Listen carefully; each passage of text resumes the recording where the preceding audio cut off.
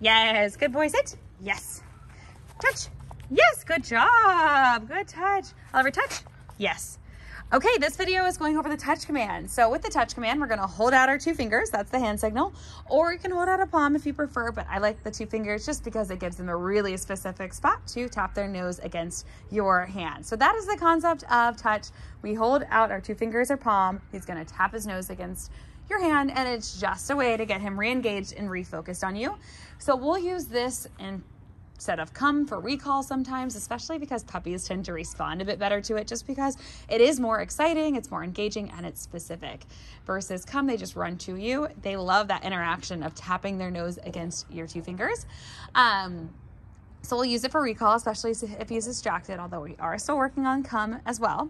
And then we also use it in situations where maybe recall like come is not appropriate because he's so close to us. So that will be on the walks if he's out on the leash and he's close by but just distracted by a person walking by or another dog. We'll use touch just to get him re-engaged and refocused. Then we'll have him sit, or we'll use the look command. That's another one to get him refocused as well.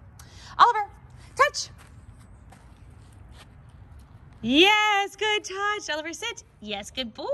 Oliver, touch. Yes, sit. Yes. Oliver, look. Yes, good boy. So that's kind of the progression we'll go through just to get his attention again if he is distracted.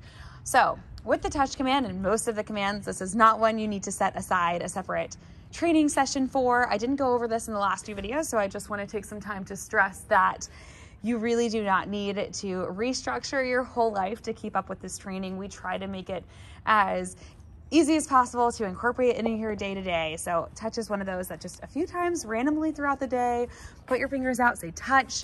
I'll be touching. Yes, good boy. And you don't need to do it over and over again. Just do it, you can do it 5 times a day, but it adds no time. You can be sitting at your desk and he, is in the room while you're working and you can randomly call him over for touch and have a treat ready. So, and again, you don't need to give him treats every single time, but we mix them in every once in a while to keep him motivated.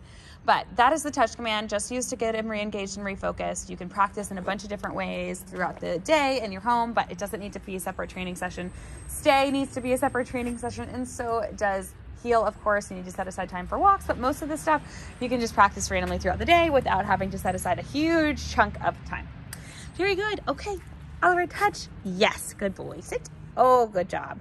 And usually you'll see after touch, I'll make him sit because I'm using it usually when he's distracted. So I just wanted to be like, oh, we're refocused on my person. I am sitting and I'm looking at them. So that's why those 3 are used together a lot. But let me know if you have any questions about the touch command or anything else we went over in this video. If you ever need ideas on kind of how to restructure and reincorporate, restructure your schedule a bit to incorporate the training, I'm also very happy to do so. I believe that everybody has the time to keep up with this. That's why we teach it and then let you just kind of can solidify everything and build off of it a bit at home, but it isn't designed to, be impossible for you to keep up with it. So as always, I'm here to help.